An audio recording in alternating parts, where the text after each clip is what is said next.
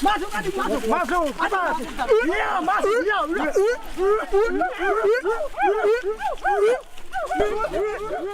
Kayu besi rawa sepanjang 17 meter ini disiapkan untuk membuat salib.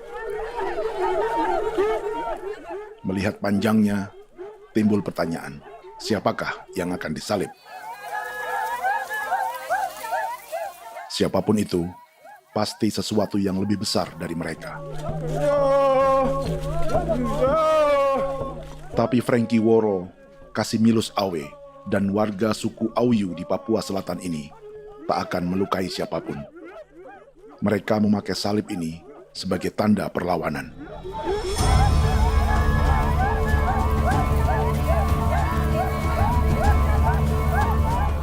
Yang mereka lawan memang lebih besar,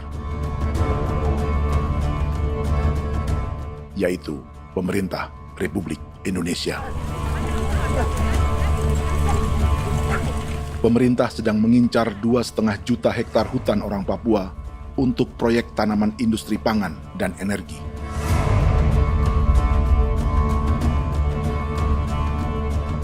Ratusan kilometer dari salib orang-orang Auyu itu, orang Muyu sedang menyiapkan gerakannya sendiri. Tapi kali ini dalam bentuk sebuah pesta. Pesta yang disiapkan oleh marga Kimco Jinipjo selama 10 tahun.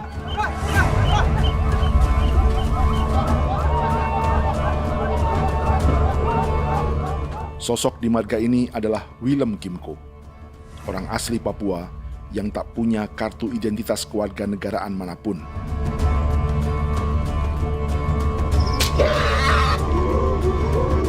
Pesta adat ini sudah cukup langka, tak hanya di Papua, bahkan di kawasan Pasifik dan peradaban Melanesia. Awalnya bayaya ane kalau bukan. Intinya hati kau tegelem bipnuka, dan jitana ya kati kau beri barang dipko. Kau memang ambil kau kuning ini. Ada gagasan dan gerakan sosial di balik pesta orang-orang Muyu ini. Sama dengan gerakan salib merah yang dimulai orang-orang Auyu. Salib ini akan menjadi yang terbesar dari 1.800 salib merah yang telah ditancapkan berbagai suku di Papua Selatan dalam 10 tahun terakhir. Ribuan salib merah yang dipadukan dengan palang adat adalah tanda larangan yang menyatukan unsur-unsur adat dan agama. Kami percaya bahwa kalau memang kami sudah tidak mampu untuk menyelesaikan persoalan ini, dalam hal ini perusahaan tidak bisa masuk, berarti kami minta bantuan kepada nenek moyang dan Tuhan. Atribut perang orang Auyu ini diukir atau dilukis, digambar di batang salib ini dengan tujuan bahwa kami larang dengan sangat keras. Jadi apabila siapapun, baik dari antara kita sendiri yang melanggar batas ataupun pihak lain yang mengganggu keselamatan hak tanah adat kami, maka kami siap untuk melakukan ancaman perang. Salib-salib ini tidak ditancapkan di halaman-halaman gereja, melainkan di tanah dan hutan adat, di dusun-dusun sagu, dan di tempat-tempat yang disakralkan. Sebab 1.800 palang adat dan salib ini memang bukan semata tentang agama, tapi untuk mencegah negara dan perusahaan memasuki tanah dan hutan adat mereka. Papua bukan tanah kosong.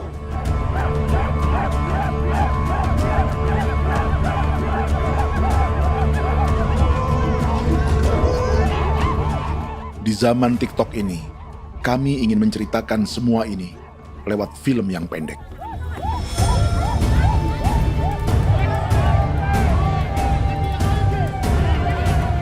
Tapi kami jelas gagal.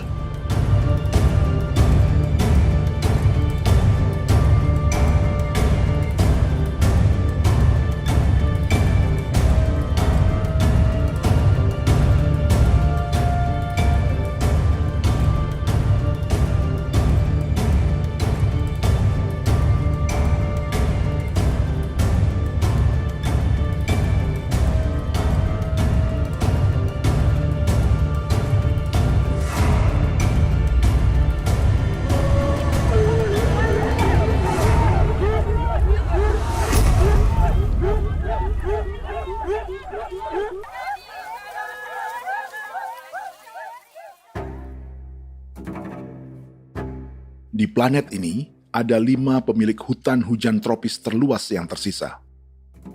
Kongo di Afrika, Brazil, Peru, Bolivia, dan Indonesia.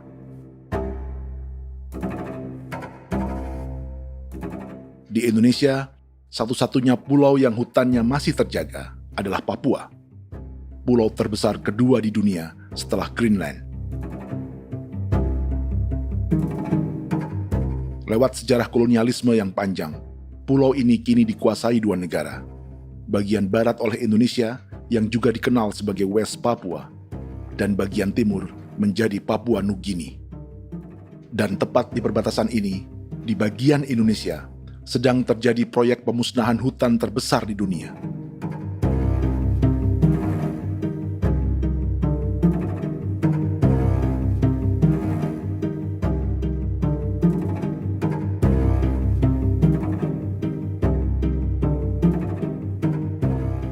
Pemerintah Indonesia sedang membuka lebih dari 2,5 juta hektar hutan untuk sawit, tebu, padi, dan peternakan. Ini disebut proyek strategis nasional untuk lumbung pangan dan energi yang jadi ambisi 3 presiden. Bagian terbesar direncanakan untuk mencetak sawah seluas 1,3 juta hektar. Lalu bagian lain akan ditanami tebu seluas 560.000 hektar untuk gula dan bioetanol. Setiap liter bensin di Indonesia akan dicampur bioetanol 10% atau E10. Ada 10 perusahaan di proyek ini, dan semuanya dimiliki oleh 1 keluarga saja. Berikutnya, ada areal sawit seluas 400.000 hektar untuk biodiesel. Targetnya mencampur 50% solar dengan minyak sawit atau B50. Dan terakhir, pemerintah akan membuka peternakan seluas 380.000 hektar. Jadi, apa yang salah dengan proyek pangan dan energi ini? 5 orang Papua dalam film ini akan menjawabnya.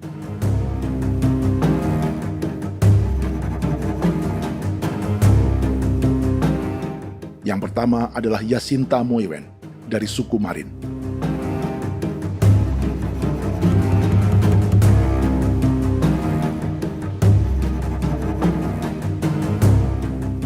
Yasinta dan warga di distrik Ilwayap di Merauke sudah menjadi korban.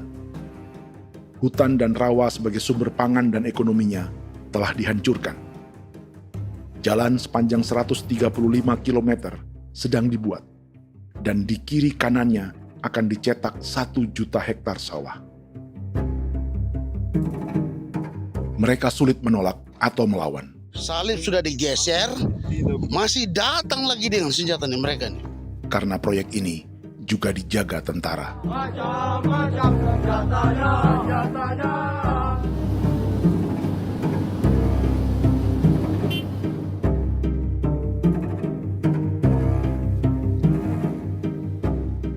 Yang kedua adalah Natalis Buer di distrik Tanah Miring, Merauke. Petani milenial ini merasa ditelantarkan. Sebab setelah hutannya diubah menjadi sawah, sebagian sawah-sawah ini tak tergarap.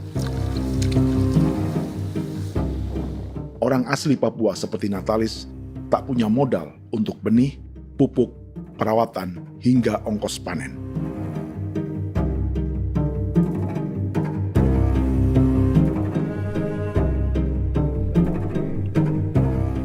Orang ketiga adalah Vincent Kuipalo dari suku Yenan di distrik Jagebob, Merauke. Vincent dan suku Ye sedang menjadi korban. Hutan adat orang-orang Ye sedang dihancurkan untuk perkebunan tebu dan bioetanol. Tanah mereka juga diincar untuk markas-markas militer, pasukan yang akan menjaga proyek pangan dan energi ini.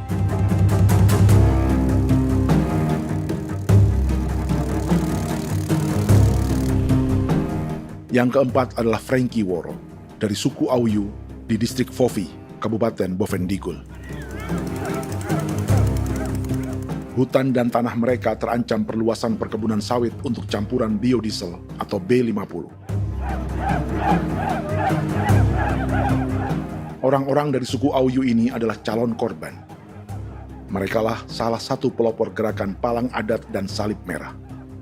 Meski kadang berseberangan dengan gereja yang mereka anggap lebih mendukung pemerintah dan perusahaan. Mereka bahkan sedang merencanakan gerakan yang lebih besar, dengan salib yang lebih besar. Tanah milik Somu Sobisiba itu bahwa tanah ini diciptakan oleh Tuhan dan memberikan warisan kepada kami. Kami ini hanya hak jaga.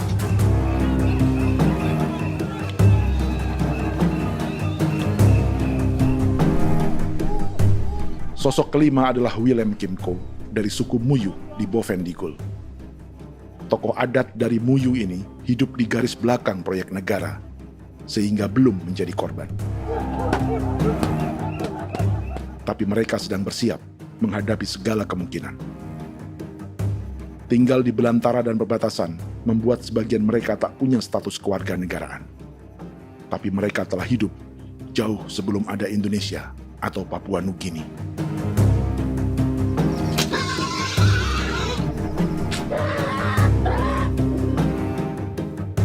Kelimanya mewakili jutaan orang asli Papua yang sedang terancam eksistensinya.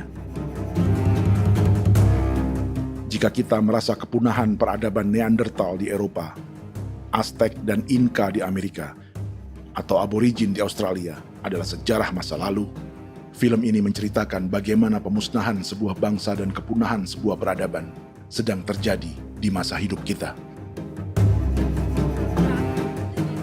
Kepunahan bukan karena kerusakan lingkungan dan ruang hidup semata, juga karena dihantam 60 tahun operasi militer.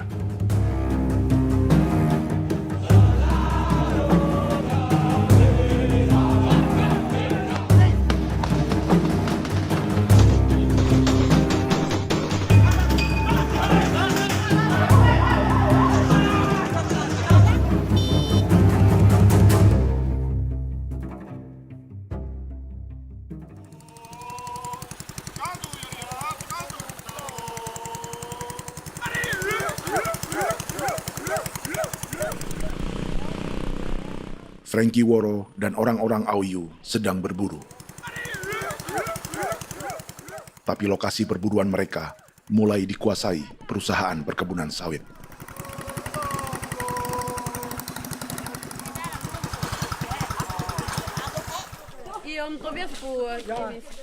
Kita akan menuju arah ke Inabusu. Di sana kami akan masuk di wilayah konsesi perusahaan PT Indo Asiana Lestari, dan di situ ya ada survei-survei mereka yang mereka pernah lakukan, tapi juga kami ada lakukan tanda-tanda saksi di sana.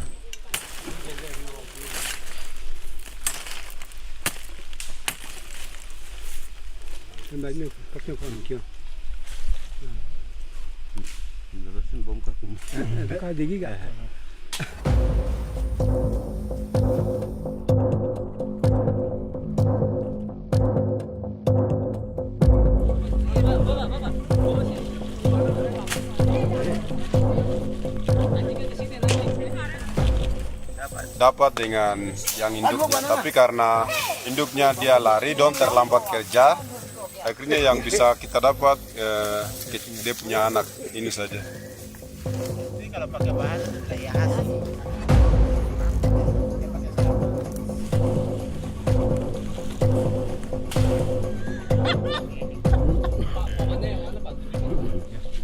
Pohon ini pohon bitanggur, dia punya kayu ini kita biasa gunakan untuk kerja perahu, dan juga kulit depu getanya itu kita pakai untuk kerja ini, panah-panah ini lem, jadikan lem ini, panah-panah.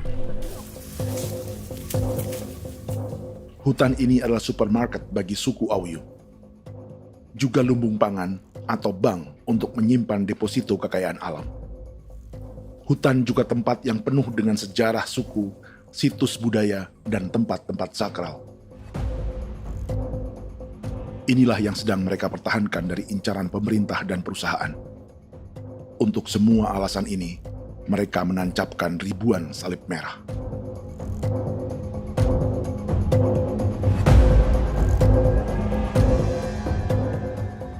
Tapi dari kampung, warga suku Auyu memberi kabar pada Frankie tentang intimidasi oleh aparat negara agar mereka melepas tanah ke perusahaan sawit dan berhenti memasang palang adat dan salib merah.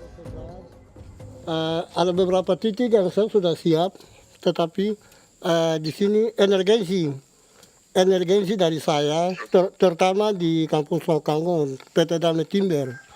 Dia mengganggu saya dengan menggunakan kekerasan maupun pihak hukum. Dan kemarin saya ada pernyataan penolakan secara resmi, tapi masih tetap dalam menggunakan pihak hukum untuk masuk, untuk harus dituntut saya untuk harus diterima perusahaan itu. Kita di situ ada 15 marga, tetapi 15 marga juga tidak setuju. Marga-marga siapa yang terima dan marga-marga mana saja yang menolak. Nanti kita lihat dari pertimbangan itu, dan di situ dan kita undang mereka untuk bicara dengan kami. Sebagai sosok yang aktif dalam gerakan, warga Auyu terus memberi informasi lapangan kepada Frankie yang tak selalu berada di kampungnya. Izin pernyataan yang mereka paksa saya untuk tanda tangan itu, tapi sementara saya tidak tanda tangan. Data semua ada di tangan saya. Ya. Baik, kalau gitu itu lebih bagus karena tanda tangan itu yang berbahaya. Iya. Tanda tangan itu yang lebih berbahaya karena sekarang ini modern dan canggih, dan itu yang mereka biasa pakai untuk tipu muslihat. Mereka biasa pakai itu di tanda tangan itu. Betul. Dari Bambisa juga di Sofia dia masuk untuk memaksakan kami marga untuk harus menerima perusahaan itu. Tapi kemarin kami sudah menolak. Babinsa di sini nama bosku. Itu yang sekarang strategi militer yang sekarang mereka pakai. Jadi yang penting masyarakat itu yang benar-benar mau menolak siap dukung ketua marga siapa yang nanti tampil. Ini adalah peta konsesi sawit untuk biodiesel dalam proyek strategis nasional. Dan di distrik Fofi inilah orang-orang Auyu hidup dari sungai dan hutan.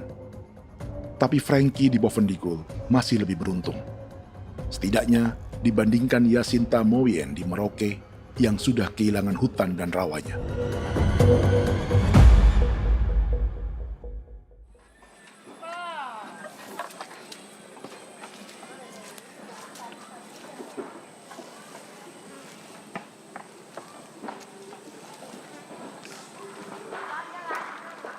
Yasinta dari suku Marin adalah petani sayur di Kampung Wanam, distrik Ilwayap, Merauke. Memanfaatkan lahan yang ada, ia berkebun dan menjual hasilnya ke pasar kampung. Ini ekonomi warga di Wanam untuk menghasilkan uang, lalu memberi barang kebutuhan yang tak bisa mereka produksi sendiri. Tapi kehidupan sebenarnya ditopang oleh ekosistem hutan dan rawa. Inilah sumber pangan utama dan peradaban mereka.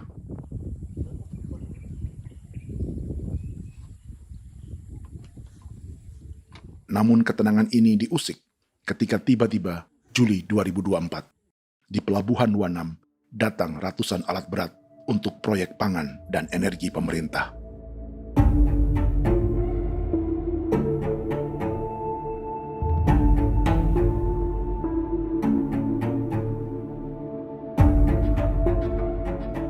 Kami masyarakat setempat kami tidak tahu. Kami kaget pagi-pagi kapal sudah ada di pelabuhan kami.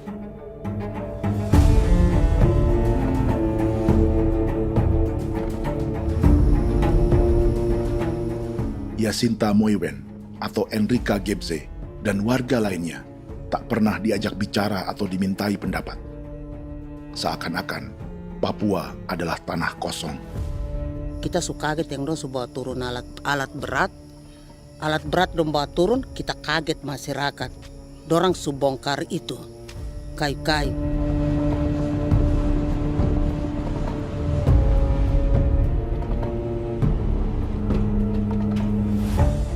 Bersamaan dengan alat-alat berat itu, juga berdatangan tentara Indonesia untuk mengawal proyek pembukaan hutan milik Jacinta.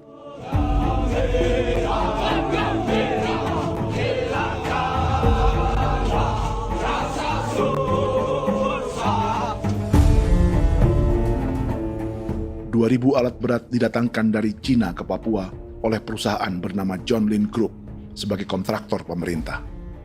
Ini disebut sebagai pesanan eskavator terbesar di dunia dengan nilai 4 triliun rupiah. Misinya membuka hutan dan rawa milik orang Marin, salah satunya untuk membangun jalan sepanjang 135 km.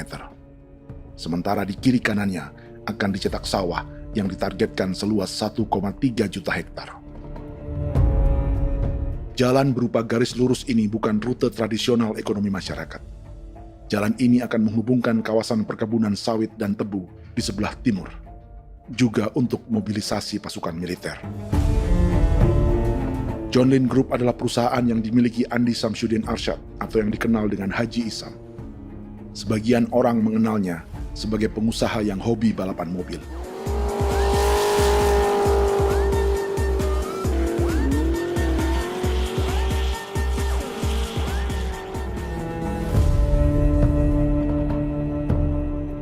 Tapi di Kalimantan, ia berbisnis batu bara, perkebunan sawit, pengolahan karet, penerbangan, perkapalan, dan biodiesel. John Lin Group kini juga menjadi pemilik perkebunan tebu dan pabrik gula terbesar di Indonesia. Sayapnya melebar dari Kalimantan hingga ke Bombana, Sulawesi Tenggara. Perkebunan tebu, pabrik gula, dan industri bioetanol inilah yang juga sedang dikembangkan di Papua. Foto ini adalah momen ketika Isam bersama kerabatnya, Menteri Pertanian Amran Sulaiman dan Menteri Pertahanan Syafri Samsudin meluncurkan program biodiesel atau B50 di Kalimantan Selatan. B50 artinya setiap 1 liter solar, 50%-nya akan dicampur minyak sawit. Perusahaannya, PT John Lin Agroraya, menjadi salah satu pemainnya.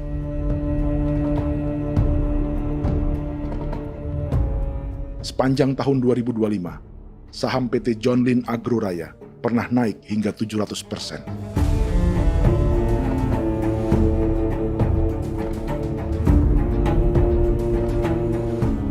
Perusahaan sawitnya yang lain, PT Pradiksi Gunatama, sahamnya bahkan pernah naik 4.000% hanya dalam 1 tahun.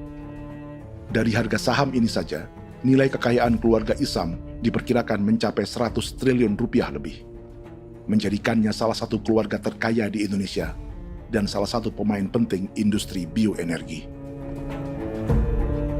Dan di Papua Selatan inilah sebagian sawit-sawit untuk mendukung program B50 akan ditanam. Inilah tanah orang-orang Wambon, Muyu, Marin, Yei, atau Auyu seperti Frankie Wor.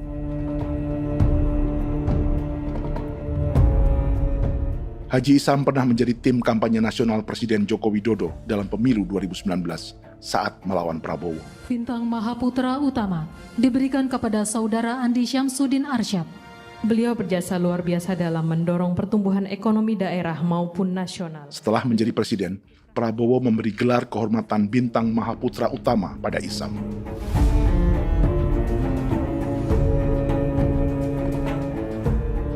Sejumlah menteri Prabowo, juga kerabat dan orang-orang yang pernah bekerja di perusahaan Isam.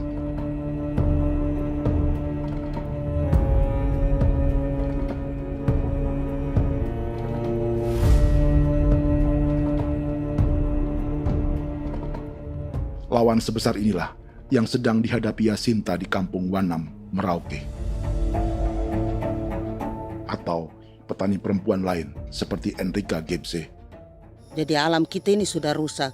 Jadi kita itu biasa jalan dari sini tuh harus pasang jerat di situ, harus cari makan di situ lagi. Itu tempat-tempat itu pasang-pasang jerat, tempat babi, rusa, sekarang sudah tidak ada lagi.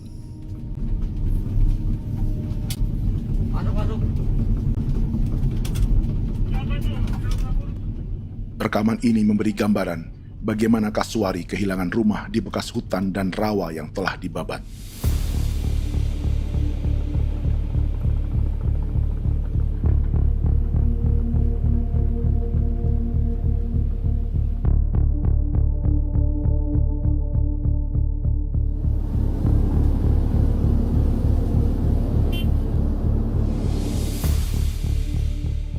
Keterlibatan tentara dalam proyek pangan dan energi di Papua memakai dalih bahwa ancaman terhadap negara kini tak hanya perang secara militer,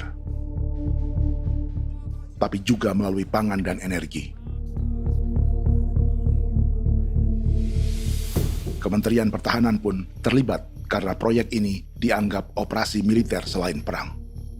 Jadi tugas kamu adalah menjaga sumber cadangan pangan nasional. Macam-macam senjatanya, Proyek ini menambah panjang alasan mempertahankan kehadiran tentara di Papua dalam 60 tahun terakhir. Saat ini, jumlah tentara Indonesia di Papua mencapai 56.000 personel, atau ada 1 tentara untuk setiap 100 orang Papua. Bandingkan dengan rata-rata nasional, di mana hanya ada 1 tentara untuk 696 penduduk Indonesia. Itu belum termasuk polisi. Artinya, 1 orang Papua dijaga lebih banyak senjata dari rata-rata penduduk Indonesia. Tanah dan hutan diambil secara sepihak untuk kepentingan pembangunan batalion dan bandar antariksa. Ini bentuk perampasan masyarakat. Penolakan kehadiran markas-markas militer terjadi di sejumlah tempat di Papua. Tak hanya karena trauma dan ketakutan, juga karena mengambil tanah-tanah adat.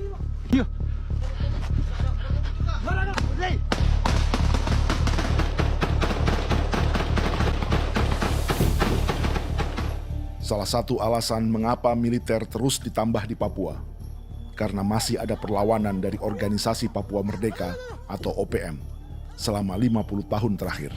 Tembak! Ayo! Tapi kekuatan militer OPM diperkirakan hanya 1.430 personel dan 360 pucuk senjata. Selebihnya, mereka menggunakan senjata tradisional.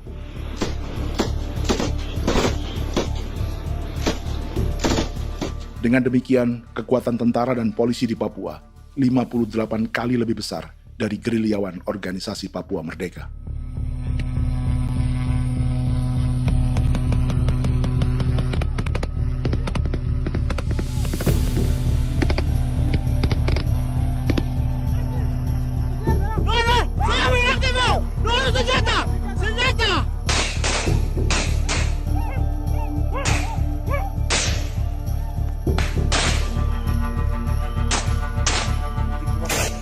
Sebagian tentara berada di garis depan pertempuran, tapi sebagian besar lainnya terlibat operasi non-tempur menjaga proyek pemerintah dan investor swasta.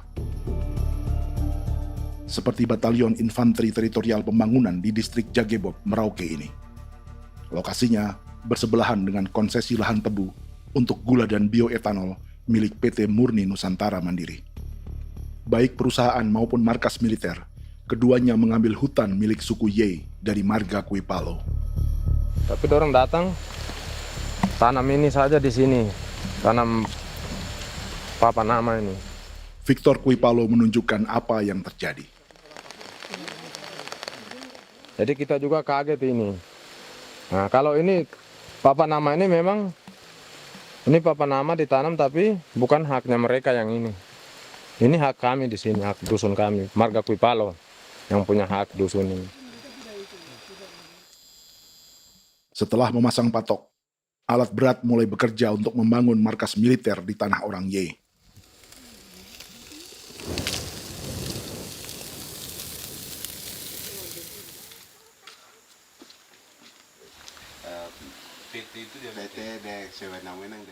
Kehadiran markas militer mengkhawatirkan warga yang pernah mengalami trauma. Takut kenapa? Kalau macam yang awal macam sekarang Bu Kampung hidup ini kan aman.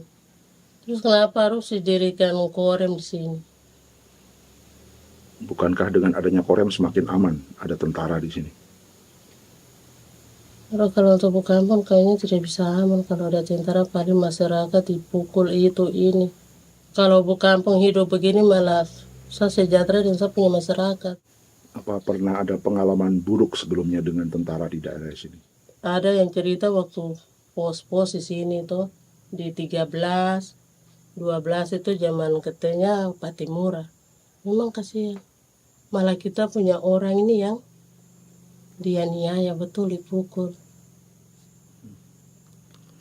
Disuruh kerja bakti tidak mau atau lama mencari, namanya kita pangkur sagu itu butuh waktu 1 minggu. Kalau lama begitu ya paling diseret apa pukul itu. Operasi militer Indonesia di Papua dimulai tahun 1962 lewat Operasi Trikora. Tapi perlawanan bersenjata pertama di Papua baru dilakukan tahun 1965 di Manokwari. Nanti tanggal 1 Mei jam 12.30 pemerintahan di Irian Barat mutlak akan jatuh di tangan.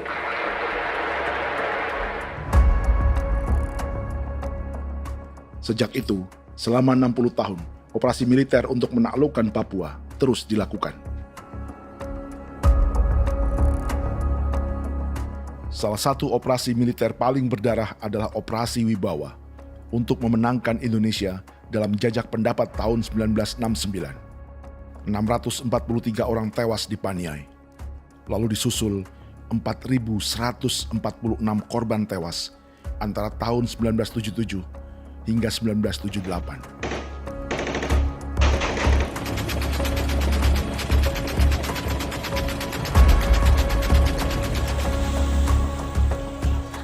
Operasi militer ini menimbulkan gelombang pengungsian hingga kini. Dewan Gereja Papua mencatat 103.000 orang menjadi pengungsi pada tahun 2025 dan nyaris tak diberitakan media-media Jakarta. Jumlah pengungsi terbesar tercatat di Nduga yang mencapai 20.000 jiwa. Banyak di antaranya yang sedang hamil, seperti Jubiana, salah satu pengungsi Nduga. Otakarik mesti kagi be muguruk berselari di namen wane gosel bigari me egirik munene an nimbo mesle berselar nene wam darik lek prak de oi gore bangal no so ndak lo yo nandam yanet ndang no yat de nanen di ko nerwa membri wal marwa egirik munene wa tri mbel no semana o ngal siak ya ber kumbik nyak masala ore na me wo solo ri na men wani ko semane kuman nak wani wani ndem ko lo ndak misri na me bre ko lo ko nak na semane ne be minute waru ra kana bi ni dige war de mino pragit de laina bulan maret april ya na mana kantan barak na lire na bam ne Jubiana lalu menamai anaknya pengungsi Kogoya. Selain Jubiana, juga ada Emma dari Maibrat yang melahirkan di hutan. Sampai di kampung gini, katanya bilang ada tentara yang bangun jembatan. Ya, capek itu juga pun masih tahan. Kembali lagi ke hutan lagi. Seperti itu sampai saya jatuh di tengah jalan. Orang sampai terbanting di kayu semuanya. Berasa sakit begitu. Melengkapnya tuh Domika Serli, pengungsi Wako. Masyarakat sipil dari Kampung Aitrem sementara mengungsi karena kampungnya sementara dikuasai oleh TNI Polri. Seratusan ribu pengungsi di Papua saat ini jauh melampaui jumlah yang mengungsi ke Papua Nugini tahun 1984, yaitu 10.000 orang karena menghindari operasi militer.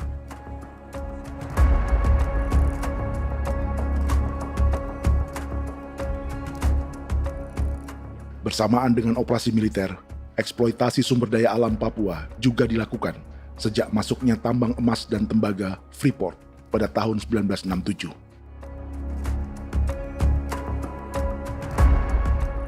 Disusul perkebunan sawit awal tahun 1980-an. Lalu ada perburuan buaya untuk diambil kulitnya.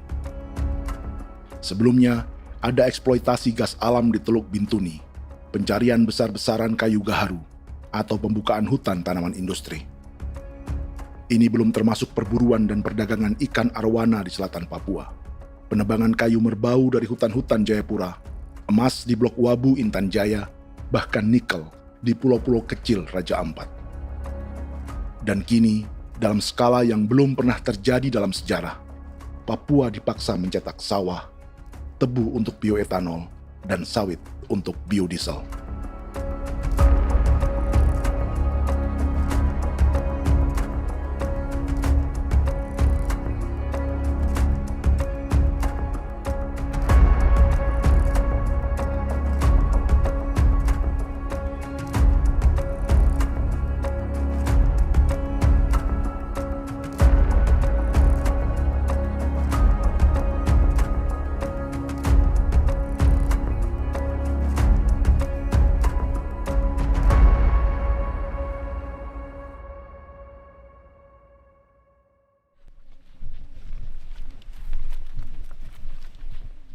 Inilah yang sedang menimpa keluarga Vincent dan Victor Kuipalo di Merauke. Hutan mereka diambil untuk markas militer dan industri perkebunan, PT Murni Nusantara Mandiri. 1 dari 10 perusahaan yang diberi konsesi untuk menanam tebu dan memproduksi gula serta bioetanol seluas 52.000 hektar.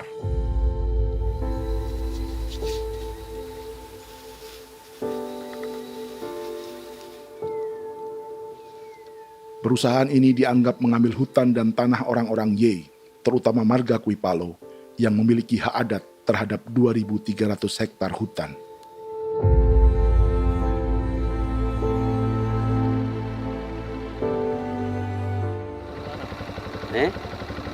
Tentara? Tentara. Oh iya, tentara.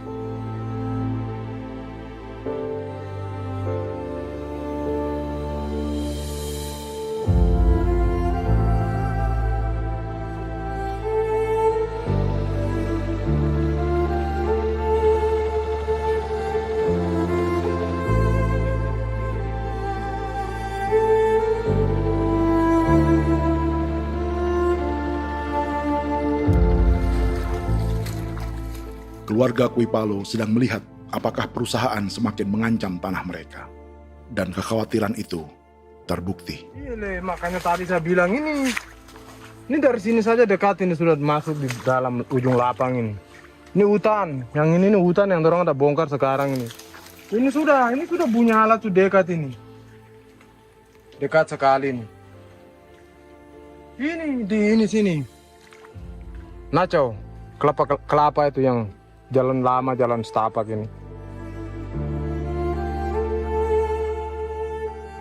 Dari udara, terlihat alat-alat berat semakin mendekati tanah orang-orang Ye, marga Kuipalo.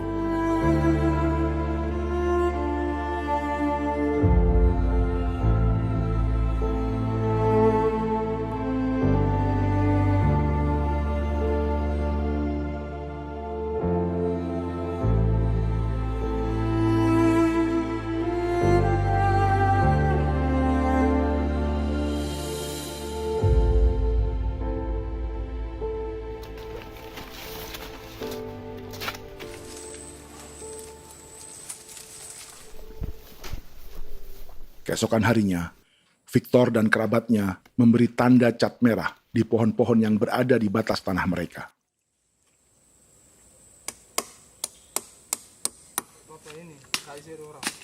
Tapi tanda peringatan adat ini tak diindahkan perusahaan.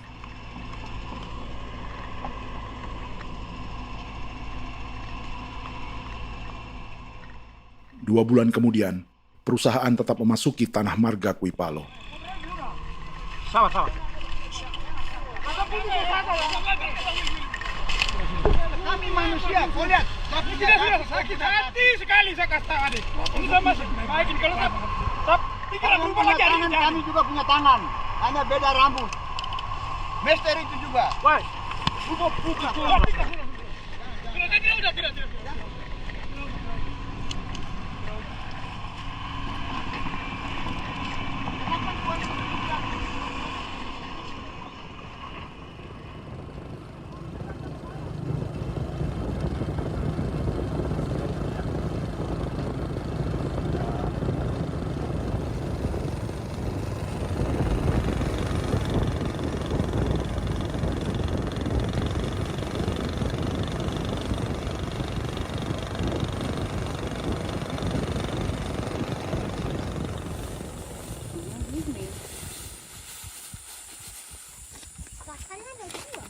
Kita masuk sini.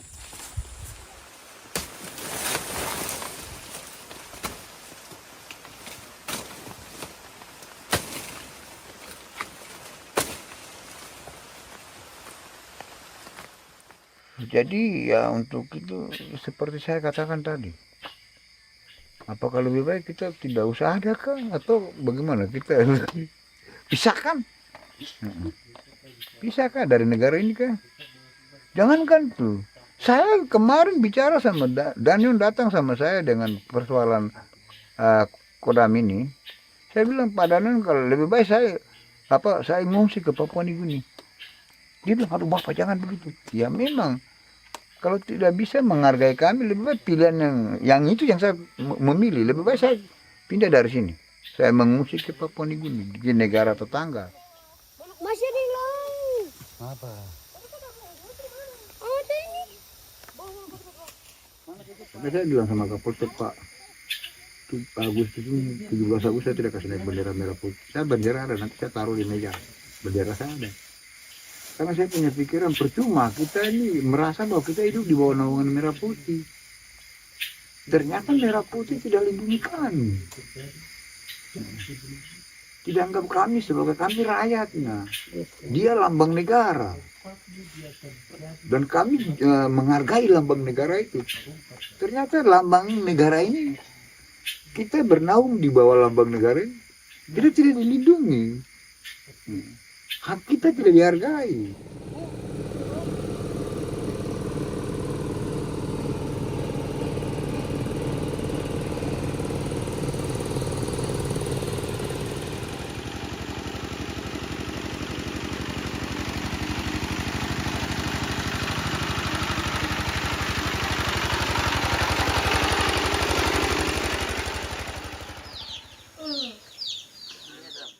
Marga Kuipalo dari suku Ye terus mendapat teror dan intimidasi agar melepas tanah mereka yang hanya dihargai Rp300.000 per hektar.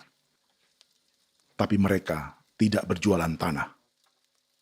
Makanya mama itu tidak suka untuk lepas tanah. Untuk apa? Baru di dalam hutan itu ada obat-obat tradisi. Itu sudah Kalau macam ada sayur juga, kita ambil sayur yang dia tumbuh sendiri. Jadi kita ini mau kemana, kalau itu sudah digusur, ya habis. Kita ini jadi penonton. Jangan sampai kita ini duduk minta di jalan. Jadi kita tidak mau seperti itu. Makanya tanah itu kita tidak melepas. Tapi mungkin orang lain tuh dia senang saja. Lebih baik saya pegang uang merah dulu. Saya bisa beli-beli itu ini. Nanti datang uang sudah habis, gembel, mau cari kemana lagi, hutan sudah habis, mau makan ikan di mana, kali sudah hancur. Seperti Yasinta di Wanam, suara dan gerakan kaum perempuan Papua sangat nyaring dan tak bisa diabaikan. Saya sebagai perempuan tolak untuk perusahaan masuk di sini. Karena kalau saya terima anak-anak saya mau dikemanakan, mau tinggal di mana. Apapun yang terjadi saya tetap tolak. Demi tanah ini saya akan berjuang, demi saya punya anak-anak. Yang katanya mengutamakan anak Papua, nyatanya yang kerja kebanyakan ya orang-orang Jawa. Saya sendiri orang Jawa, tapi bukan mau bicara yang tidak-tidak. Memang kenyataannya seperti orang-orang Papua itu diterbelakangkan, kurang diutamakan, gitu.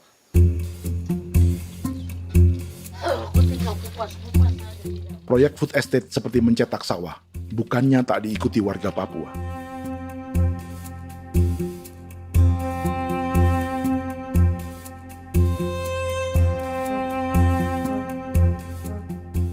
Salah satunya Natalis Buer di distrik Tanah Miring, Merauke.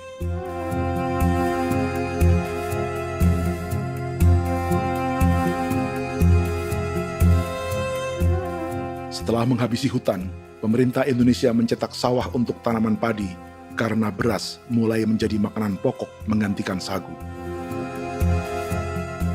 Sebagian besar penggarapnya adalah warga transmigran yang datang sejak era 1980-an. Bahkan petani transmigran sudah ada sejak Belanda membuka proyek padi kumbe di distrik Kurik. Lokasi yang sering jadi langganan pejabat Indonesia memamerkan sawah di Papua. Tapi Natalis juga ingin belajar menanam padi atau bersawah. Namun ia kesulitan karena dibutuhkan modal untuk benih, pupuk, hingga pemeliharaan dan panen. Lalu sawah-sawah ini pun mulai dikuasai pendatang.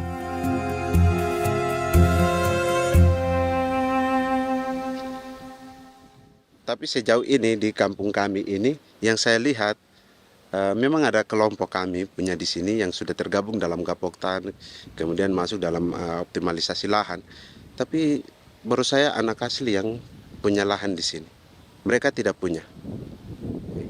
Pemerintah dalam hal ini adalah Kementerian Pertanian bersama-sama Kementerian Pertahanan yang dalam hal ini pada garis di bawahnya adalah TNI Angkatan Darat memberikan support yang maksimal kepada masyarakat khususnya di Merauke dalam rangka. Saya kemarin habis 9 juta. 9 juta ya? Iya, 9 juta karena dia sudah tidak dipakai toh. Ya. Perempuan Papua seperti Filomina juga mau bertani. Pemerintah memberi bantuan Rp900.000 per hektar lewat program optimalisasi lahan atau OPLAH. Tapi dibanding biaya produksi dan harga jual gabah, Filomina mengaku berkali-kali rugi dan kini memutuskan tak lagi menggarap sawahnya. Terus kita harus cari uang untuk kombe. Betul. Karung kita beli. Karung beri sendiri lagi. Tenda kita beli. Ini dari yang offline ini don tidak siapkan. Tidak ada. Tidak ada ya, jadi mama don sendiri. Itu yang saya ada bilang, 900.000. Itu modal untuk kerja sawah ini. Mulai dari kerja sampai nanti panen. Panen. Wih, ngeri sekali. Iya, lucu toh? Tidak dapat itu. Betul, Mam. Kalau disuruh tanam ubi berhektar-hektar, mari datang. Kita tahu cara rawatnya bagaimana, iya. Tanamnya bagaimana, tanam model bagaimana supaya hasilnya model begitu. Kita tahu. Kalau yang ini kan kita baru belajar. Sebagian hutan milik warga Senayu di Merauke sudah dibuka untuk sawah dan kebun tebu oleh PT Global Papua Abadi. Proyek pertanian ini dikerjakan oleh Kodim Merauke. Mereka melepas sebagian tanah karena ingin belajar bertani. Saya punya nenek moyang tidak ajar saya tanam padi. Tapi saya mau berubah. Generasi saya yang berikut ini besok lusa tidak bisa makan pisang, sagu. Namun program optimalisasi lahan yang dijanjikan dengan berbagai bantuan tak dirasakan Filomina. Obat rumput beli, obat padi beli, jonder kita bayar, bahkan bibit masih kurang, cari bibit lagi beli. Jadi saya memang kalau program pemerintah saya sama sekali saya tidak suka. Baku tipu saya.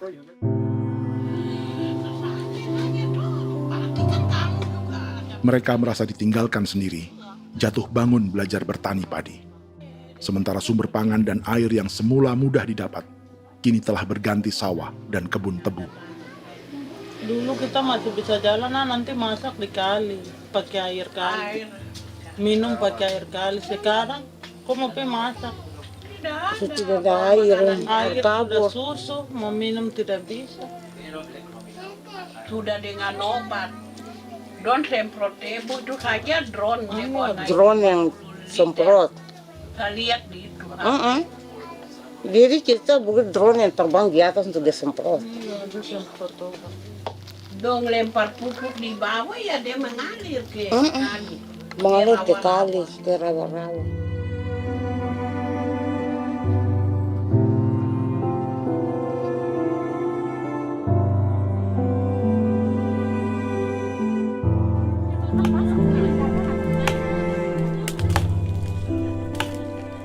Seperti pertanian sawah bagi orang Bali atau Toraja, bagi orang Auyu dan suku-suku lainnya di Papua Selatan, sagu juga bukan semata tentang pangan.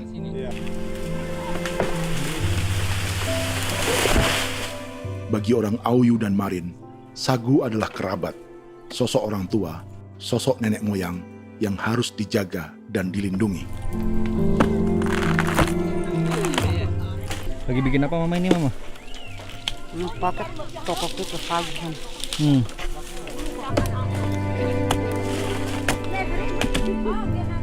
Itu orang tua kami, orang tua nenek moyang kami yang korban dirinya kemudian menjadi pohon sagu untuk kebutuhan hidup kami. Kami diingatkan oleh leluhur, sagu itu tidak boleh digusur dan tidak boleh diganggu dengan cara apapun, dan di dalam rangka kepentingan apapun tidak boleh. Kamu harus bela, bahkan sampai nyawa pun harus menjadi taruhan demi membela keselamatan keberadaan sagu di atas tanah ini.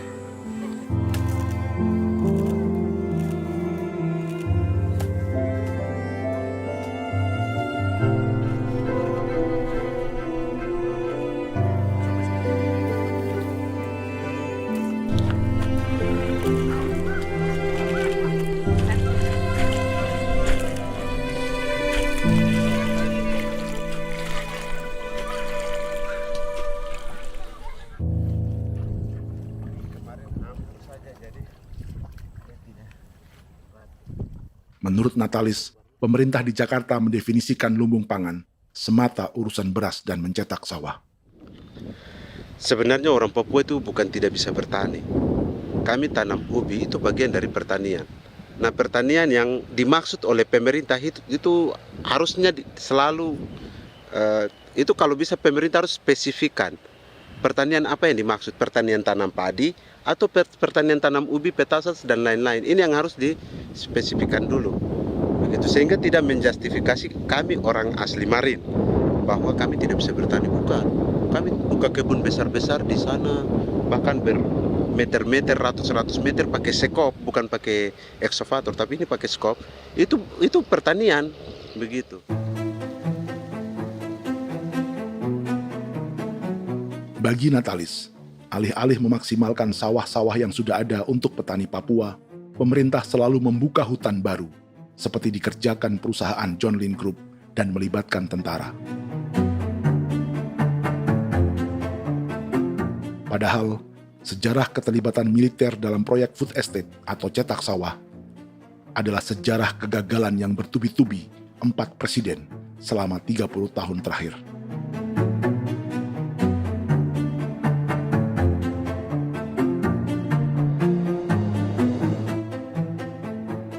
Papua bukan yang pertama menjadi proyek lumbung pangan yang melibatkan tentara. Kalimantan telah menjadi korban 30 tahun sebelumnya.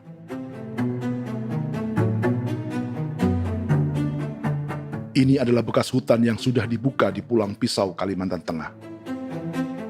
Tahun 1996, di era Presiden Jenderal Soeharto, ia menghabisi 1 juta hutan di lahan gambut untuk mencetak sawah demi memenuhi ambisi swasembada beras, bukan swasembada pangan.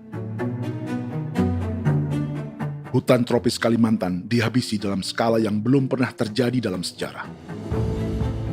Di bawah rezim militeristik, tak ada yang berani melawan keinginan Soeharto, termasuk orang Dayak seperti Kuneng. Nggak bisa dihalangi itu. Nggak boleh dihalangi. Ya kalau ada kata-kata aja menghalangi, sudah kita diseret ke kepolisian dulu. Atau bisa langsung di PKI-kan. Iya, di PKI-kan gitulah. Jadi kita tuh nggak berani apa-apa dulu tuh. Ya. Apa maunya aja. Misal bilangnya A. Setahun setelah pengundulan hutan skala besar itu, tahun 1997, untuk pertama kalinya Kalimantan mengalami kebakaran lahan dan kabut asap terbesar dalam sejarah.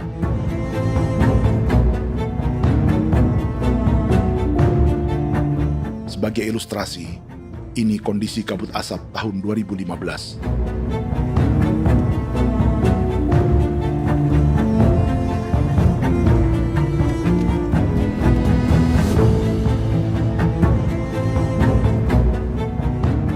Proyek 1 juta hektar sawah Jenderal Soeharto itu gagal.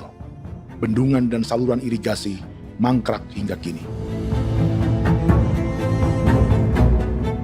Mei 1998, rezim Soeharto tumbang, 2 tahun setelah ia menumbangkan jutaan hektar pohon di Kalimantan.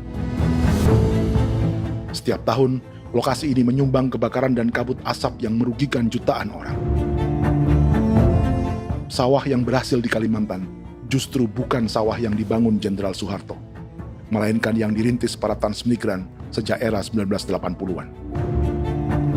Sawah-sawah inilah yang ikut digarap oleh militer di era Presiden Joko Widodo. Dan hasil dari proyek food estate Presiden Jokowi itu sama sekali jong nih, nggak ada harapan lagi sudah seperti ini. Tapi Jokowi terus memperluas area food estate hingga 16.000 hektar. Presiden Jokowi juga menyerahkan urusan lumbung pangan ini kepada Prabowo yang saat itu menjadi Menteri Pertahanan.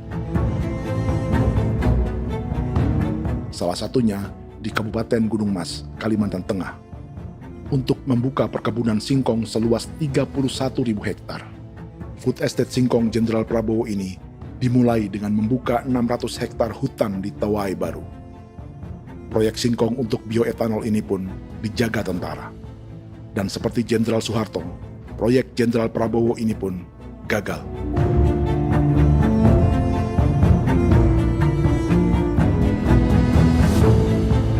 Dengan reputasi ini, Joko Widodo dan Prabowo justru sedang membuka 2,5 juta hektar di Papua.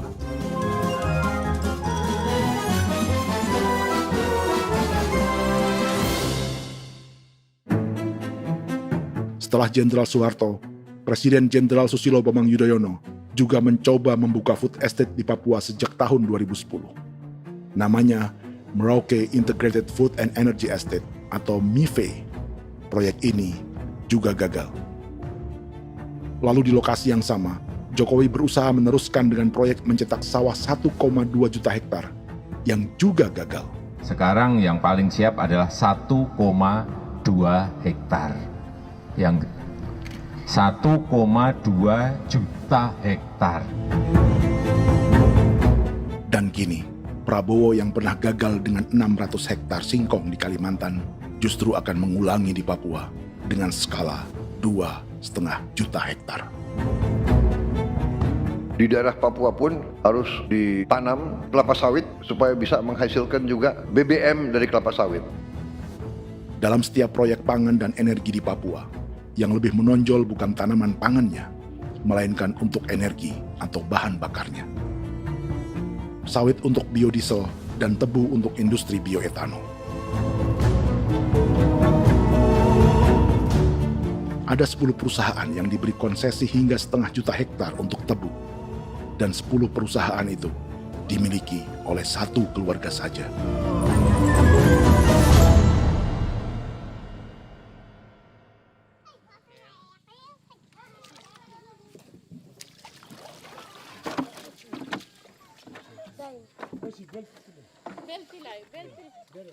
Para perempuan Auyu di Bovendigul akan berangkat memancing.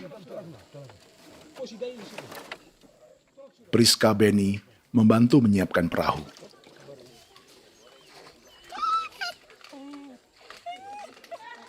Mereka akan mengumpulkan bahan pangan di hutan untuk persiapan acara penancapan salib merah berikutnya.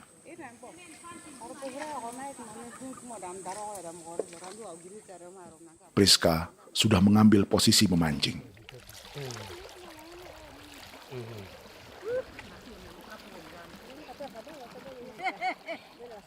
1.800 salib merah telah dipasang di wilayah adat berbagai suku di Papua Selatan untuk menghalau perusahaan sawit dan tebu.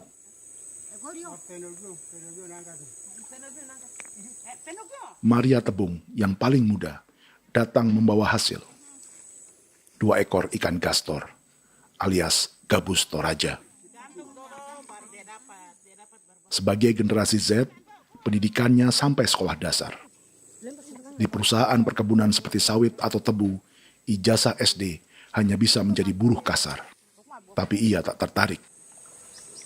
Karena kita hidup itu dari alam, kita pancing, juga di darat, bawa anjing, terus bikin pagar sagu, dapat babi, bawa baru kita makan.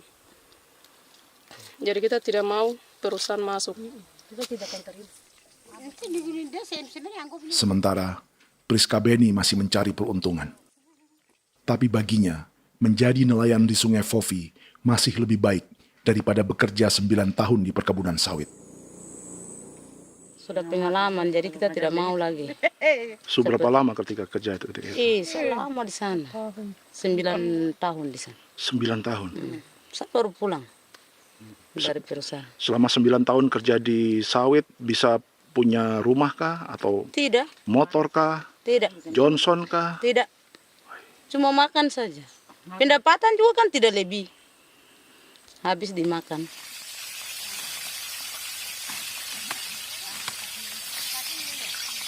Satu minggu libur berapa hari? Tidak libur. Minggu tetap kerja? Tetap kerja. Tidak bisa ke gereja? Hari Minggu kerja. Hari Minggu juga kerja. Dia tidak mengenal agama perusahaan itu. Di grup perusahaan sawit Korindo, Priska digaji 2 juta rupiah per bulan dan tinggal di mes karyawan. Tapi gaji itu dipotong bahan makanan atau BAMA rata-rata 1 juta rupiah setiap bulan. Korindo adalah grup perusahaan yang salah satu usahanya adalah hutan tanaman industri dan sawit di Bovendigul dan Merauke. Di Papua, mereka memakai bendera PT Tunas Sarwa Ema. Perusahaan ini pernah memberi bantuan pada Keuskupan Agung Merauke. Keuskupan Merauke belakangan mengeluarkan pernyataan mendukung proyek strategis nasional di Papua. Umat Katolik yang memprotes sikap gereja tersebut ditangkap polisi. Jadi selama 9 tahun tidak bisa nabung? Tidak. Makan saja. Makan saja. Makan saja. Menabung bagaimana? Keperluan banyak. Sudah sampai. Habis di anak-anak uang sekolah. Uang 1 juta itu mana sampai. Mau nabung juga tidak cukup. Sudah pengalaman, jadi kalau di sini perusahaan mau masuk tidak.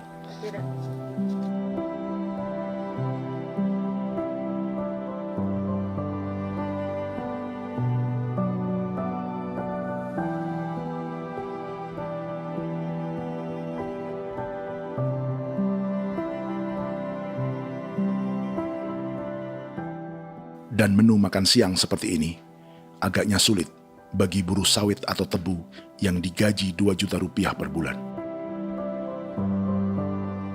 Generasi Z seperti Maria Tebung atau generasi milenial seperti Priska Beni punya matematika ekonominya sendiri. Sawit untuk biodiesel atau tebu untuk bioetanol tak akan ada bedanya bagi mereka.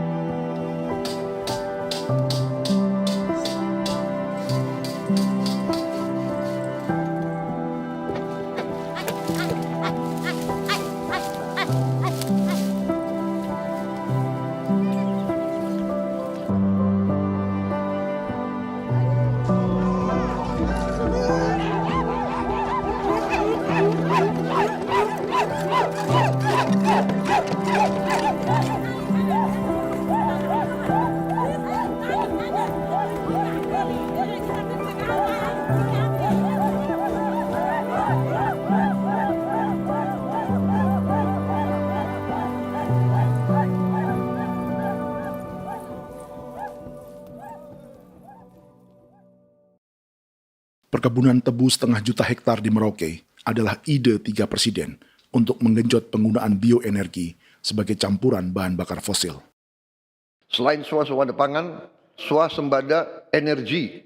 Di daerah Papua pun harus ditanam kelapa sawit supaya bisa menghasilkan juga BBM dari kelapa sawit. Juga tebu menghasilkan etanol. Singkong, kasava juga untuk menghasilkan etanol. Bioetanol adalah bahan bakar nabati atau tumbuhan yang dapat dicampur dengan bensin. Sama dengan program biodiesel yang mencampur solar dengan minyak sawit. Pertamina saat ini sudah menjual BBM bioetanol dengan campuran 5% yang dipasarkan dengan merek Pertamax Green 95. Tapi pemerintah ingin menaikkan kadarnya menjadi 10% atau E10. Maka ke depan kita akan mendorong untuk ada E10. Kemarin malam sudah kami rapat dengan Bapak Presiden. Bapak Presiden sudah menyetujui untuk direncanakan mandatori 10% etanol. Idenya untuk mengurangi ketergantungan pada bahan bakar fosil yang diimpor dan menimbulkan polusi.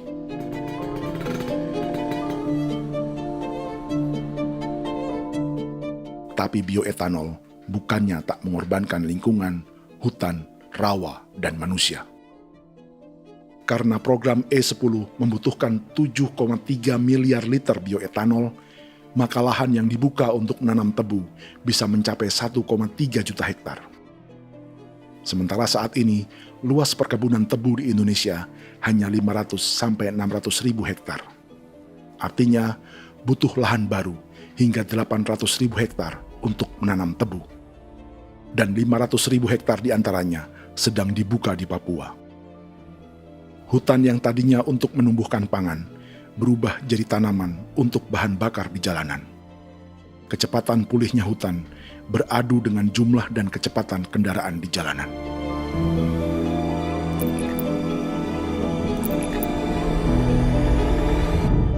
Dahaga terhadap energi tak pernah bisa dipuaskan. Setelah minyak sawit untuk biodiesel, dunia kini merambah singkong, jagung, dan tebu untuk bioetanol. Benua Amerika, Eropa, sebagian Afrika, hingga separuh Asia kini mulai memakai bioetanol sebagai campuran bahan bakar.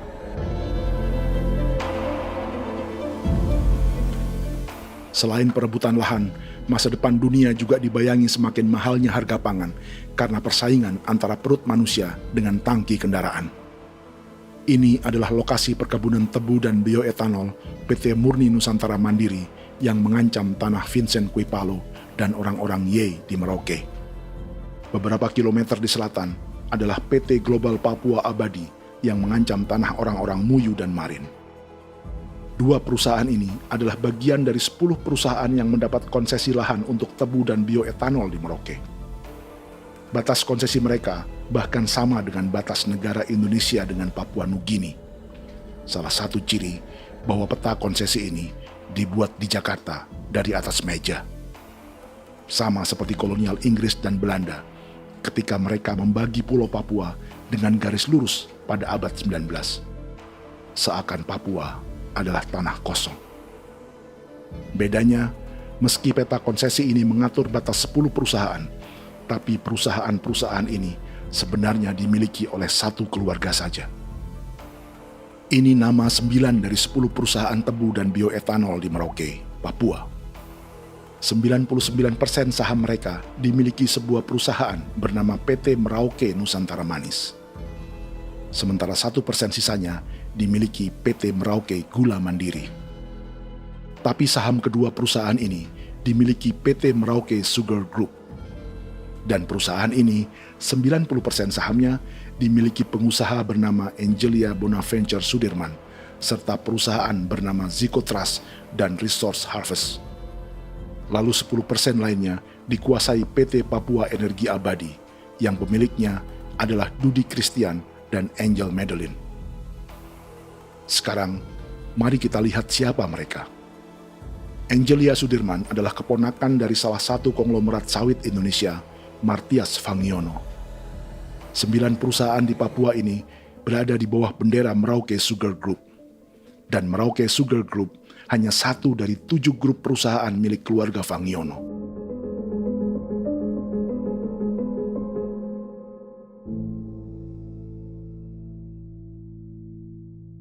Ini Martias Fangiono.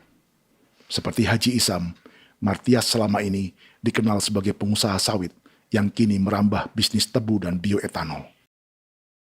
Ini momen saat penanaman perdana tebu di Merauke bersama Presiden Joko Widodo Juli 2024. Di sini juga ada anak Martias Fangiono, yaitu Wirastuti Fangiono. Wirastuti adalah salah satu yang menonjol dari keluarga Fangiono. Tahun 2025, Forbes mencatatnya sebagai konglomerat termuda dengan kekayaan 23 triliun rupiah yang mengendalikan 2 grup usaha, FAP Agri dan Surya Dumai Industri. Keduanya adalah perusahaan sawit dan biodiesel. Anak dan bapak ini adalah investor utama bagi Jokowi dan Prabowo untuk proyek tebu dan bioetanol di Papua. Sementara yang ini adalah Martua Sitorus, pemilik raksasa agribisnis dunia, Wilmar International, yang juga memegang konsesi sawit di Papua lewat berbagai perusahaan. Tapi Martua kini memakai bendera baru, yaitu KPN Corporation, atau Karunia Prima Nastari. KPN inilah yang memiliki kelindan bisnis dengan keluarga Fangiono untuk proyek tebu Merauke. Apalagi grup Wilmar yang didirikannya juga pemain gula utama di Australia. Tahun 2010, Wilmar membeli 100% saham perusahaan gula terbesar Australia, Sucrogen. Akuisisi senilai 1,5 miliar dolar Amerika ini langsung menjadikan Wilmar salah satu pemain tebu terbesar dunia. Sebagian bibit tebu yang ditanam di Merauke adalah varietas yang dikembangkan Lembaga Riset Gula Australia atau Sugar Research Australia. Sugar Research Australia lalu menjalin kontrak pengembangan bibit dengan PT Global Papua Abadi milik Fangiono. Tapi masalahnya, Sugar Research Australia adalah badan publik yang tugasnya memajukan petani tebu dan sebagian dananya berasal dari pajak warga Australia. Itu artinya, warga Australia membiayai pengembangan bibit tebu untuk investor dan pemerintah Indonesia. Dokumen ini menunjukkan bahwa lembaga yang dibiayai warga Australia itu pernah memiliki kontrak penyediaan bibit dengan PT Global Papua Abadi milik keluarga Fangiono. Kontrak itu baru berakhir pada November 2024. Artinya, saat Presiden Jokowi dan keluarga Fangiono menanam bibit tebu pada Juli 2024 ini, kontrak itu masih berlaku. Nama lain dalam keluarga ini adalah Siliandra Fangiono, yang pada tahun 2024 dijuluki Raja Sawit Termuda dengan kekayaan 39 triliun rupiah dalam catatan Forbes. Ia mengendalikan grup First Resources. Secara umum, keluarga Fangiono memiliki 20 perusahaan di Sumatera, 32 perusahaan di Kalimantan, 1 di Jakarta, 2 di Singapura, dan 25 perusahaan di Papua.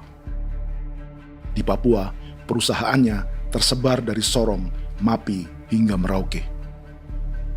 Para politikus dan pejabat Indonesia terus membesarkan konglomerasi, meski Martias Fangiono pernah divonis 1,5 tahun penjara karena kasus pembalakan liar dan kebun sawit ilegal tahun 2007. Sementara tahun 2022, Wilmar terlibat kasus korupsi ekspor minyak sawit dan divonis mengembalikan kerugian negara 11,8 triliun rupiah. Tumpukan uang ini disebut sebagai pembayaran dari grup Wilmar yang diterima secara simbolis oleh Presiden Prabowo pada Juni 2025 lalu. Tapi peran raksasa biodiesel dan bioetanol dunia ini belum akan surut di Indonesia. Bahkan sebaliknya. Sebuah dokumen presentasi bisnis dari Wilmar International Limited pada tahun 2010 ini bisa menjadi petunjuk. Presentasi ini bagian dari proses pembelian 100% saham raksasa tebu Australia, Sucrogen. Dalam presentasi ini, Wilmar mengaku ditawari konsesi lahan 200.000 hektar di Papua, atau dulu disebut Irian Jaya, untuk menanam tebu. Dengan penerbangan hanya 2,5 jam dari kantor Sucrogen di kota Townsville ke Merauke, Wilmar akan mengawinkan bisnis gula dan bioetanolnya menjadi pemain dunia. Dan lokasi yang diincar oleh Wilmar adalah distrik Ilwayap di Merauke, kampung halaman Yasinta Moiwen. Dan persis disinilah 14 tahun kemudian, ribuan eskavator John Lynn Group milik Haji Isam mulai membuka hutan sebagai kontraktor pemerintah. Presentasi dan gagasan ini dibuat oleh Wilmar pada Juli tahun 2010. Sebulan kemudian, Agustus 2010, pemerintah Presiden Susilo Bambang Yudhoyono meluncurkan proyek Lumbung Pangan dan Energi Merauke atau Merauke Integrated Food and Energy Estate. Targetnya membuka lahan 1 juta hektar dalam 5 klaster yang masing-masing 200.000 hektar. Angka yang sama dengan presentasi Wilmar. 5 tahun kemudian, 2015, giliran Presiden Joko Widodo yang mau melanjutkan proyek pangan dan energi 1,2 juta hektar. Menjelang pensiun sebagai presiden, Jokowi kembali menggencarkan proyek ini dan melibatkan Prabowo sebagai Menteri Pertahanan. Jokowi lalu mendukung Prabowo sebagai presiden berpasangan dengan anaknya, Gibran Rakabuming Raka sebagai wakil presiden. Kini, setelah menjadi presiden, giliran Prabowo yang melanjutkan proyek bioetanol dan biodiesel dengan memobilisasi militer dan melibatkan pejabat-pejabat yang juga para elit partai koalisinya.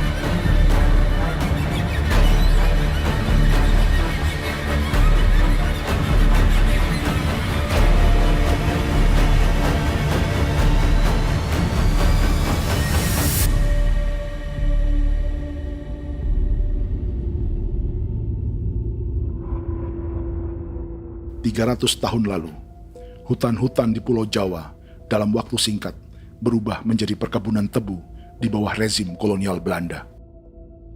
Orang Jawa menjadi buruh dan petaninya dipaksa menanam tebu. Dari kolonialisme dan politik tanam paksa itu, Belanda memperkaya negara dan para investornya.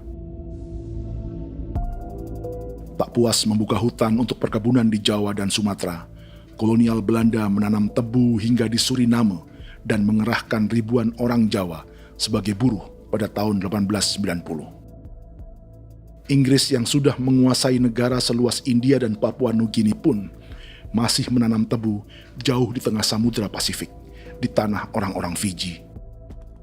Lalu memindahkan puluhan ribu orang India menjadi buruh di sana. 200 tahun sebelumnya, ratusan ribu orang Afrika bahkan diperbudak untuk bekerja di perkebunan-perkebunan tebu Spanyol dari selatan Eropa hingga Karibia, Kuba, atau Jamaika. Jika dulu tebu menjadi gula atau emas putih, kini cerita kolonialisme tebu berlanjut di Papua untuk bahan bakar nabati atau bioetanol.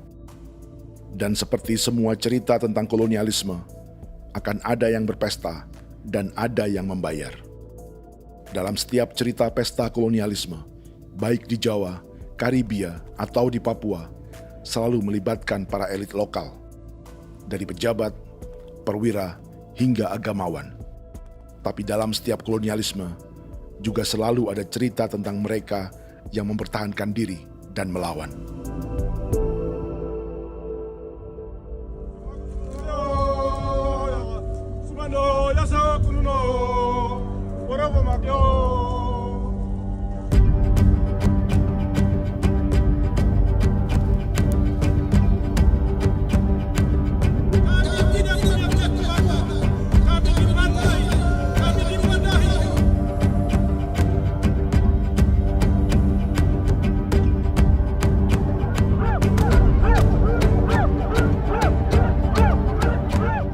Dalam sejarah Gereja Katolik banyak pemimpin-pemimpin yang adalah tanda petik itu adalah Judas-Judas juga. Jadi itu sudah pasti karena itu adalah manusia. Satu sisi sebagai manusia dalam perjalanan digoda, apalagi ada dalam posisi-posisi jabatan, ya mungkin banyak tawaran-tawaran lain, lalu disitulah terjadi pergeseran keberpihakannya kepada misi gereja tadi itu untuk umat, untuk mereka yang tertindas. Orang kirim eksavator, orang kirim tentara, orang kirim polisi. Pukul kami bukan pencuri, kami tidak pernah mencuri orang barang. Kami tidak pernah menangis ke orang lain.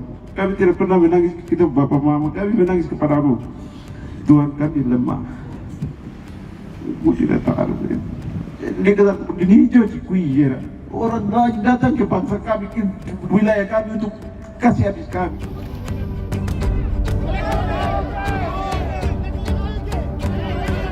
Ya Hakimam Dehi, Ya Hakimam Dehi, Bono Ya Hadigul Dehi, Bono Ya Hadigul Dehi. Kita buat sasi seperti begini untuk menolak perusahaan apapun yang masuk di tanah kami. Kalau kita kasih, kita bikin rusak sekarang, kita punya generasi berikutnya mau dapat kemana. Jadi kita nyatakan sikap di sore hari ini, kami tolak.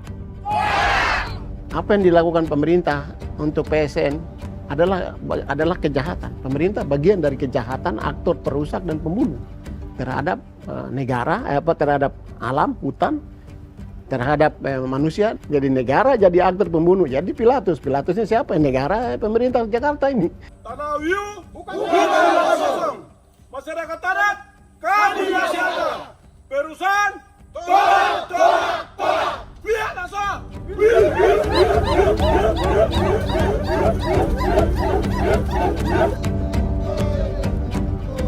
Jika tanah adat dan hutan adat hilang, kami mau hidup di mana? Maka di sini saya mau bilang, negara jangan tipu-tipu kami lagi.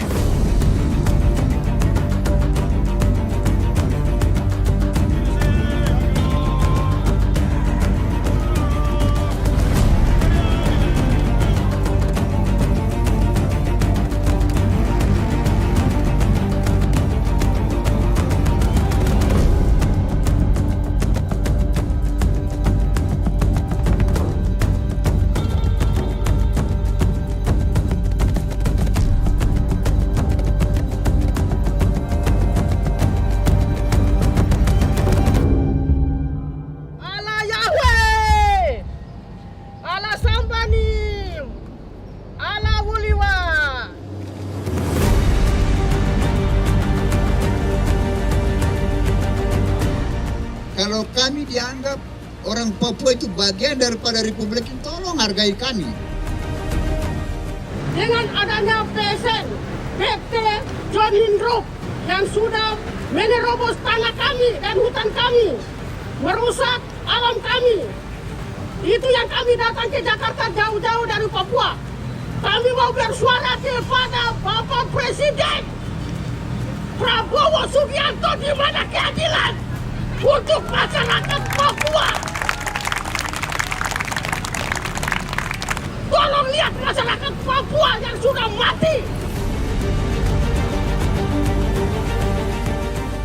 Kami bersepakat menyatakan, 1.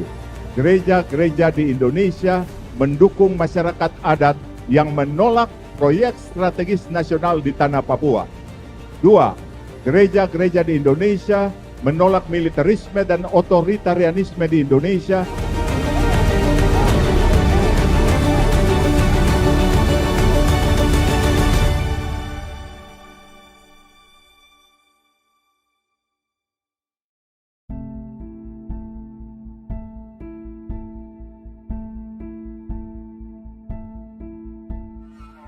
Kita sering merasa banyak hal buruk sudah jadi cerita sejarah. Dan kita sekarang hidup lebih baik, lebih beradab, atau mustahil melakukan kejahatan seperti di masa lalu.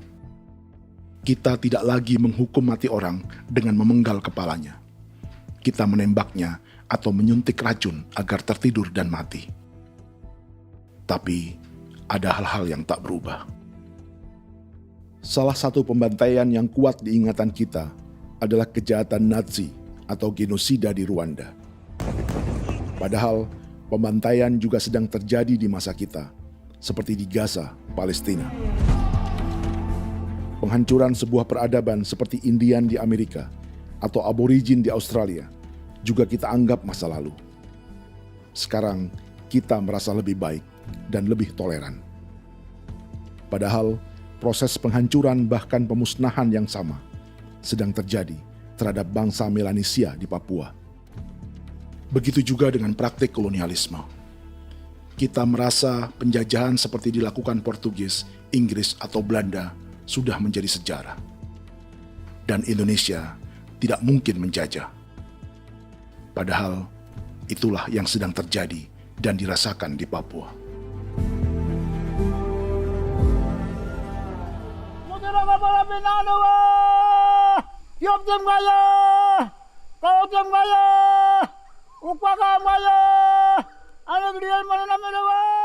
Jalannya sejarah ini disadari Willem Kimco di pedalaman Bovendigol, Papua.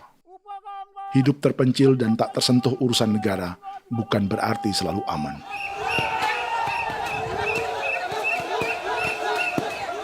Untuk sampai di tempat ini, orang-orang Muyu menempuh 2 hari berjalan kaki mengarungi hutan, lembah, dan sungai. Termasuk mereka yang datang dari perbatasan Papua Nugini. Mereka berkumpul untuk memenuhi undangan pesta adat yang disebut Awon Atatbon atau Pesta Babi. Yang mengundang adalah marga Kimco Jinipjo. Yang dituakan di marga ini adalah Willem Kimco. Ia tak punya kartu tanda penduduk dan kewarganegaraan manapun, baik Indonesia atau Papua Nugini. Tahun 1984, 10.000 orang Papua, terutama suku Muyu, mengungsi ke Papua Nugini untuk menghindari operasi militer Indonesia, termasuk Willem Kimco.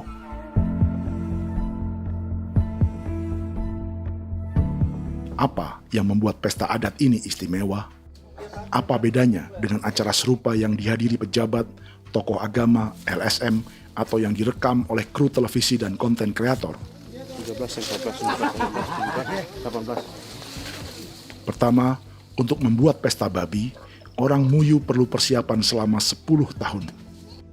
Sebab, babi-babi yang akan jadi bagian dari pesta ini tak boleh dibeli, alias harus dipelihara sendiri.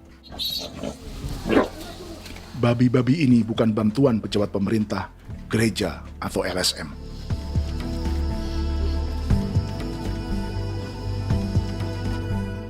Yang kedua, babi-babi ini tidak dipelihara di kandang. Jadi punya nama babi ini kah? Harimau. Harimau? Harimau. Dia kulit dengan ini bulu di harimau, macam harimau begitu yang kasih nama harimau. Setelah diberi nama, mereka dilepas liarkan di hutan sejak kecil. 10 tahun kemudian, jika tiba saatnya pesta, para pemburu akan mencari mereka di dalam 479 hektar hutan milik marga Kimco. Suku atau marga lain tak akan mencurinya di hutan, karena mereka sudah punya babi dan wilayah masing-masing. Itu artinya, mereka harus tetap menjaga dan mempertahankan hutannya, agar babi-babi bisa hidup. Demikian juga dengan lahan pangan mereka, yang menumbuhkan sagu, keladi, atau aneka sayuran.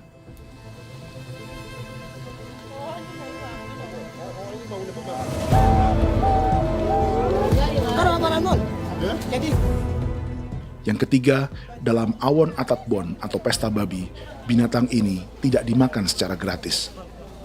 Setiap marga atau klan dalam suku Muyu akan membayar jerih payah tuan rumah menjaga hutan dan memelihara babi.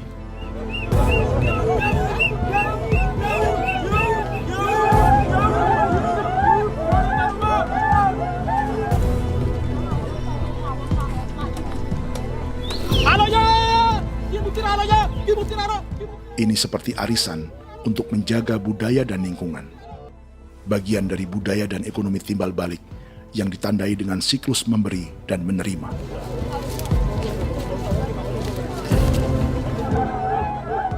Ini juga cara orang Muyu membangun dan memperluas aliansi.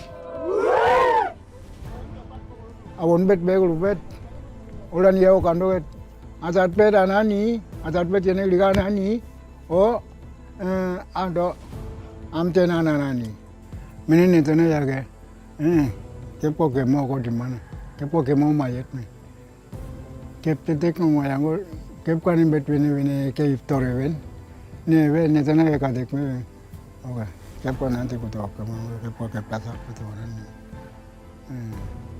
kon keneman gini wane wanjo koko kati bolon ya bengo koko kuning bolon ya. Jika Willem Kimco dan marganya bisa menjaga hutan dan wilayahnya, marga lain ikut diuntungkan sebagai sebuah ekosistem. Demikian juga sebaliknya. Alasan keempat, mengapa pesta babi ini memiliki tempat khusus dalam peradaban orang Muyu, karena Willem Kimco khawatir peradaban mereka akan punah, menyusul ancaman terhadap ekosistem dan hutan. Setiap marga atau klan harus mengkonsolidasi diri dan membangun aliansi.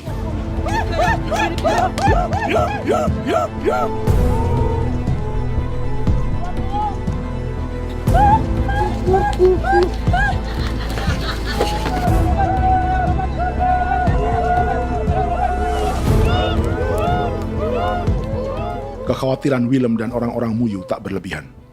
Ruang hidup mereka bersinggungan dengan proyek bioetanol dan biodiesel pemerintah Indonesia.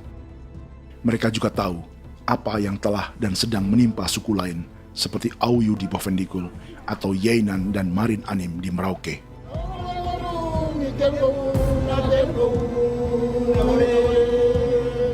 Jika suku-suku lain menggunakan palang adat dan salib merah sebagai gerakan perlawanan, orang-orang Muyu memakai pesta babi untuk mempersiapkan diri dan konsolidasi. Sebab, berbeda dengan saat mengungsi tahun 1984, kali ini yang datang ke tanah orang-orang Muyu tak hanya tentara, juga alat-alat berat bersama para pebisnis pangan dan energi. Awan